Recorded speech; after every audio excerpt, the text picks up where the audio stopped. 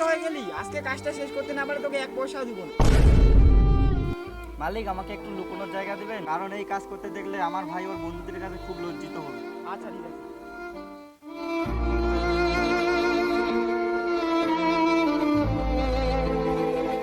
সাহেব, আজকের কাজটা হয়ে গেছে। আচ্ছা ঠিক আছে, যা।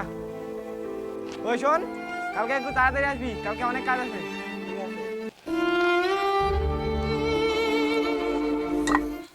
ভাই, তুই এ কি কাজ করছিস? দাদা, আমি শুধু দেখছিলাম তুমি কিভাবে সংসারের দায়িত্ব পালন করছো। না ভাই, আমি কোনোদিনও তোকে এই কাজ করতে দিব না।